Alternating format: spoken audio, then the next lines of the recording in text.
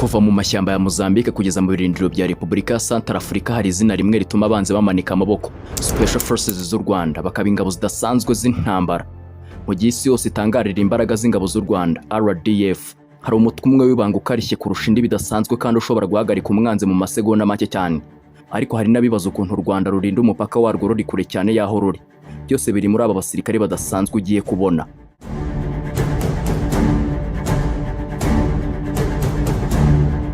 Niba ukunda ibyegeranyo biremereye kandi biteguranye ubuhanga, ndagusaba kuntiza amaso n'amatwi byawe gato muri iyi minota mike igize iki cyegeranyo. Urebe uyu mutwe w'ingabo n'impamvu za mu yambere ikomeye muri kano karere. Hano tugiye kwinjira mu ibanga riri muri izi ndwanye zahawe imyitozo ikakaye n'idasanzwe bacurirwamo kurusha indi, n'uburyo umusirikare umwe aba afite ubushobozi bwo guhindura isura y'urugamba kugeza aho umwe aruta ijana ku rugamba agatsinda aho abandi bananiwe. Naho ngiye nk'ibisanzwe mbahaye ikaze nitwa Imfura Chris. Stay tuned.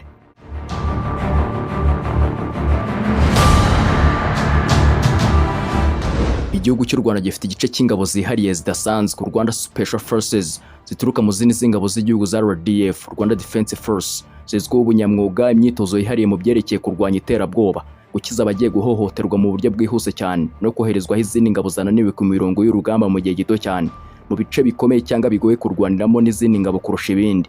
Izi ngabo zishyirwa mu myitozo ikomeye cyane kurusha indi kugira ngo zishobore gukora imirimo ikakaye mu bice bikomeye kurusha ibindi. Gusa hano abajya mu ngabo zihariye za Rwanda Special Forces batoranywa mu bandi basirikare basanzwe, ariko bagendeye ku bintu byinshi birimo ubushobozi bwabo, yaba mu mirwanire, ubumenyi bwihariye cyangwa se mu gutanga amabwiriza. Nyuma yo gutoranywa muri bo barongera bakoherezwa mu mahugurwa y'imyitozo ihagije mara amezi 6, umwaka cyangwa se imyaka 2, bitewe n'aho bakenewe kuzakorera akazi kabo ka buri munsi. Kenshi iyo boherejwe mu kazi muri za operasiyo zihariye nka Special Operations, bakunda gukorera mu matsinda y'abantu bake, ku buryo nk'abasirikare 600 bonyine gusa bashobora gukwira umujyi wose mu kanya gato nk'ako guhumbya, kandi mu buryo bwateguranywe ubuhanga kandi bwapanzwe neza cyane. Iyi Rwanda Special Forces ifite ubuhanga buhanitse budasanzwe burenze kuri imyitozo isanzwe y'ingabo. Ni abasirikare bigishwa gukora ibintu bikomeye mu buryo bw'igitangaza, birimo gukora mu muvuduko mwinshi, aho bashobora gusohora umwanzi mu nyubako cyangwa se kumutwara mu buryo bwizewe batabangamiye abasivile bari aho hafi. Iyi myitozo y'abasirikare badasanzwe b'u Rwanda Special Forces ntabwo ari imyitozo isanzwe yo kubaka umubiri cyangwa se kwiga kurasa gusa, ahubwo ni uburyo bukomeye kandi bugaragara nko kurema imashini y'intambara yuzuye. Aba basirikare batandukanye n'abandi n'imyitozo ikomeye cyane ikora ku ntekerezo, umubiri n'ubushobozi bwo guhangana n'ibihe birenze ibya muntu. Bahabwa imyitozo ishoboka n'idashoboka, aho banyuzwa mu bihe by'inzara, inyota n'izuba ryinshi, bakiga kubaho cyane mu miterere yose y'isi, haba mu mashyamba y'inzitane cyangwa se mu bukonje bukomeye cyane. Iyi myitozo ikazituma badatezuka na rimwe ku nshingano, kabone n'ubwo baba bari hagati y'urupfu n'ubuzima, bityo bakitwara nk'ingabo zakozwe mu buryo budasanzwe zidasaba kuruhuka.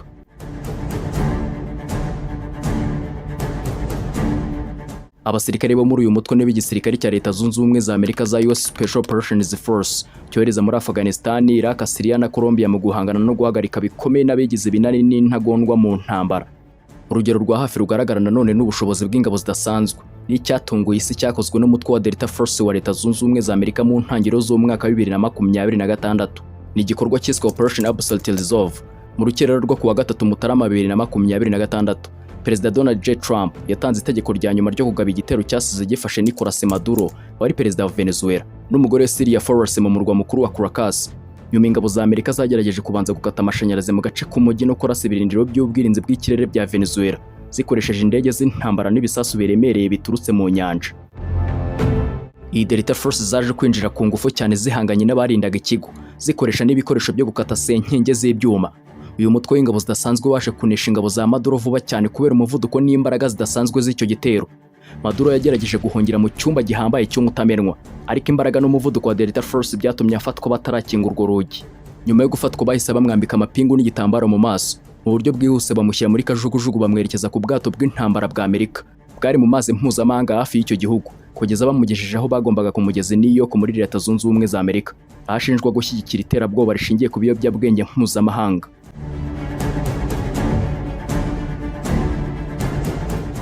Rero uyu mutwe uhindurwa bidasubirwaho binyuze mu myitozo yo mu mazi, yo mu kirere no ku butaka, ndetse n'iy'ubwirinzi n'imirwano yo mu mijyi. Mu mazi bigishwa koga mu buryo butangaje bitwaje intwaro ziremereye, kwibira mu mazi banyuze munsi yayo batabonwa n'abanzi, ndetse no kugaba ibitero bitunguranye baturutse mu biyaga cyangwa se mu nyanja. rero aba mu kirere bahabwa ubushobozi bwo gusimbuka mu ndege no kumanukira ku migozi nk'abaparakomando ku ntera yo hejuru cyane cyangwa se yo hasi, haba ku manywa cyangwa se nijoro, bakagwa neza aho bateganyije batunguye umwanzi.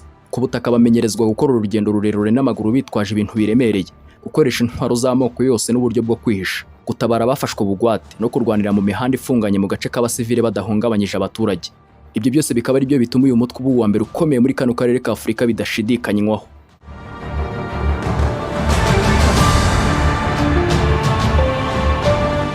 Ndetse kugira ngo ingabo zibe za mbere mu zidasanzwe za Special Forces z'u Rwanda, nuko zinitabira amwe mu marushanwa akomeye kurusha andi mpuzamahanga rukaza rwabaye urwa mbere, kuko bitabiriye imyitozo y'irushanwa mpuzamahanga kurusha indi benshi bita URUPFU mu kibuga cyitwa Death Zone cyangwa se Danger Zone, aho igihugu cy'u Rwanda by'umwihariko itsinda ry'ingabo z'u Rwanda Rwanda Special Forces bararyitabiriye muri Nzeri 2024 ndetse no Ukwakira 2025, aho ingabo z'ibihugu bikomeye ku isi bohereje Special Forces zabo za mbere mu marushanwa y'imirwano ndetse n'izaturutse mu bihugu byinshi bitandukanye byo ku isi.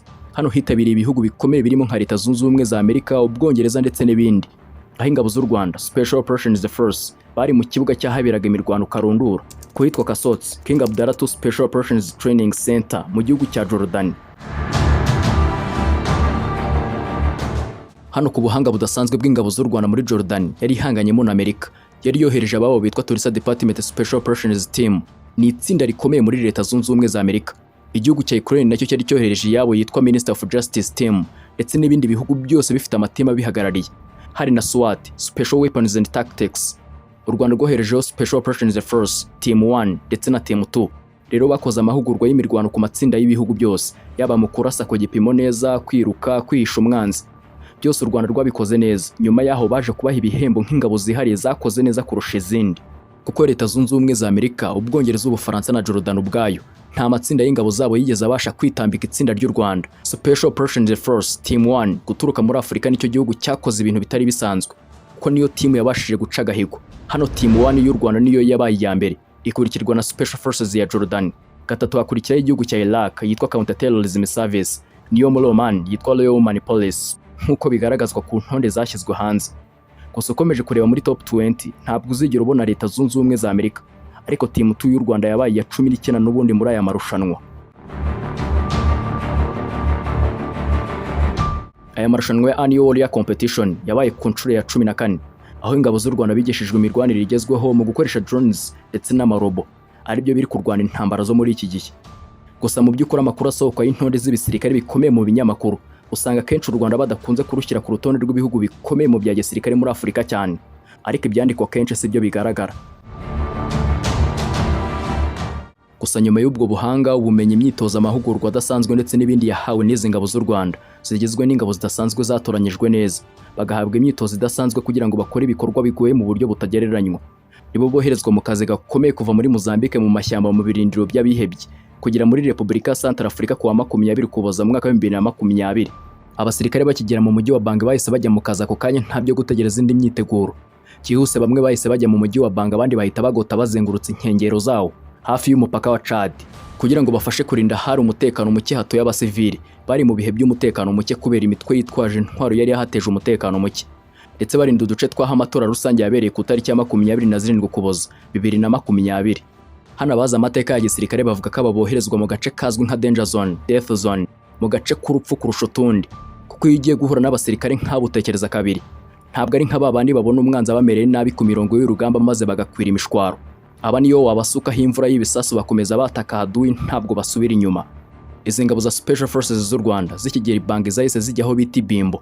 Muri iryo joro abambere bahise batangira gukaba no gufata ibirindiro mu bice bitandukanye by'umujyi wa Banga. Muri make izi ngabo zifite inshingano zikomeye zo gucunga umutekano mu gihugu imbere muri za operasiyo zikomeye, ndetse naho bakenewe byihuse mu butumwa bw'amahoro nka Centrafrica n'ahandi, byaba na ngombwa zigakora akazi nk'uko byashyizweho nk'itegeko.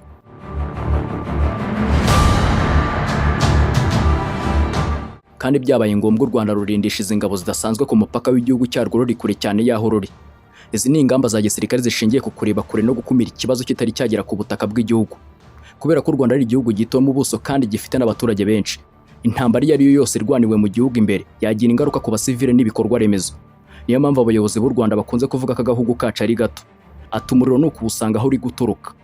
Gushyira ibirindiro cyangwa se kugaba ibitero byo gukumira umwanzi akiri kure cyane y'imipaka, mu bihugu nka Mozambique na Centrafrique, bituma imitwe y'iterabwoba cyangwa se inyeshyamba isenywa ikiri kure, bityo u Rwanda rukagumana umutekano usesuye imbere mu gihugu. Ibi bari ukurinda ubusugire bw'igihugu kuwagaba ibitero, maze bakabirinda aho gutegereza kurasirwa mu rugo. Ese mu kubigeraho u Rwanda rubigenza rute? Rurasa ingufu z'ubwirinzi bw'ikirere bugezweho, air defense systems, kuko bafite ubushobozi bwo gutahura no gusenya indege, drones, ndetse na za misiri z'umwanzi zikiri kure cyane zitari zahungabanya ikirere cy'u Rwanda. Ibi bikorwa bafatanyije n'ubushobozi bushingiye ku basirikare badasanzwe ba Special Forces bahora biteguye koherezwa mu gihe gito cyane ahariho hose ku isi banyuze mu kirere cyangwa se ku butaka. U Rwanda kandi rukoresha ubutasi bwo ku rwego rwo hejuru cyane, military agents, bufasha kumenya imigambi y'umwanzi mbere y'uko ishyirwa mu bikorwa, bigatuma Special Forces zizenguruka zikajya gusenya ibirindiro by'umwanzi aherereye hose hanze y'igihugu. Uku guhuza ubwirinzi bwo mu kirere bw'umutamenwa, amakuru y'ubutasi n'ubushobozi bwo kurwana bw'abasirikare, bituma u Rwanda rubasha gukumira uwo ari we wese naho yaba ari hose ashaka guhungabanya umutekano warwo. Hano ku Rwanda ntirujenjeka ku mutekano warwo.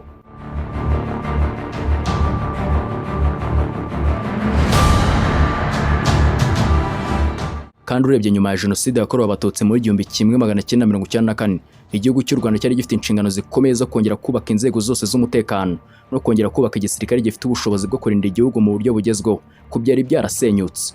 Muri icyo gihe ubuyobozi bw'u Rwanda bwabonye ukuntu isi yari irimo guhinduka cyane mu buryo bw'intambara zirwanwamo. Intambara z'iki gihe ntabwo ari ukohereza ingabo ibihumbi n'ibihumbi ku rugamba, ahubwo u Rwanda rwamaze gutangira gushingira ku makuru y'ubutasi, ku muvuduko, ku ikoranabuhanga no ku matsinda mato y'abasirikare bafite imyitozo yihariye cyane. Muri urwo rwego RDF yatangiye gushora imbaraga mu kubaka umutwe w'ingabo ushobora gukora ibikorwa byihariye cyane, ukaba ushobora koherezwa ahariho hose mu gihe gito cyane.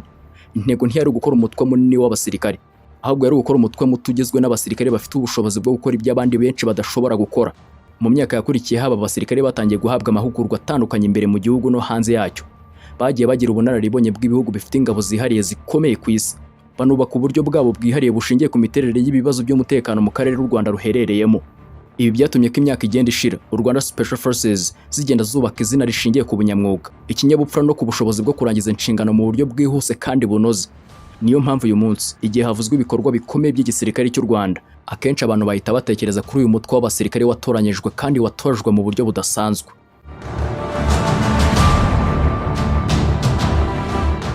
Mu ntambara zo muri iki gihe, gutsinda intambara ntibishingira gusa ku mubare w'abasirikare cyangwa se ku mbaraga z'intwaro. Ahanini bishingira ku makuru afite ukuri, ku muvuduko wo gufata ibyemezo no ku ikoranabuhanga rifasha abasirikare kubona ibyo umwanzi atarabona.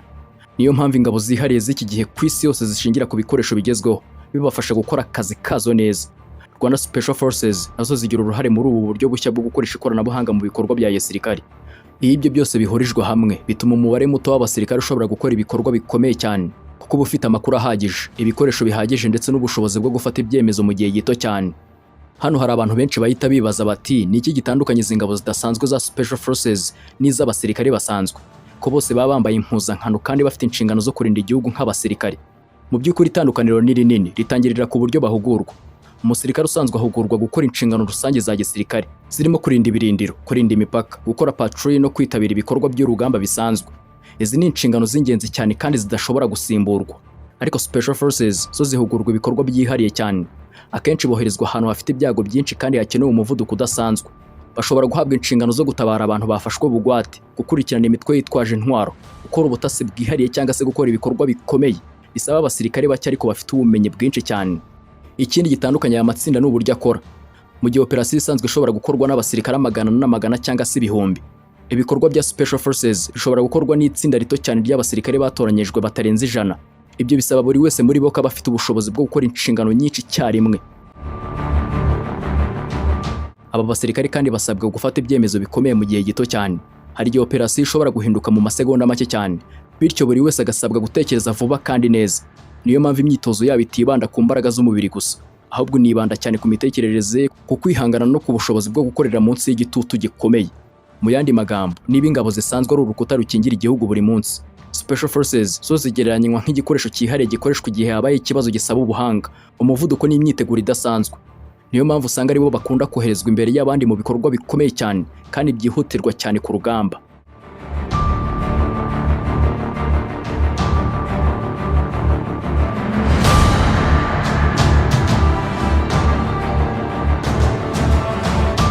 Iyi Rwanda Special Forces si abasirikare basanzwe nk'uko bitekereza, ahubwo ni ingabo zihariye zifite ubushobozi n'ubuhanga, ubunararibonye buhambaye, baba biteguye gukora imirimo ikomeye mu buryo bwihuse kandi bwa kinyamwuga ku rugamba aho abandi basirikare bananiwe. Ibi byerekana ko u Rwanda rufite ingabo z'intyoza zishobora guhagarara imbere y'isi yose mu myitozo, mu bikorwa byihuse ndetse no mu kurinda amahoro mu bice bikomeye by'isi mu bihugu bitandukanye. Hano ndagushimira kuba wanyumvise kugeza ku musozo w'ibyo twegeranyije. Ahubwo umaze kumva ubuhanga n'ubunararibonye bw'izi ngabo zidasanzwe zihariye z'u Rwanda, utanze igitekerezo cye, gishyira aho hasi muri comment. Kandi niba wakunze ibyo dukora kanda like kandi ntiwibagirwe gukora subscribe. Naho ngiye wumvaga nitwa Imfura Chris. Murakoze, naho butaha.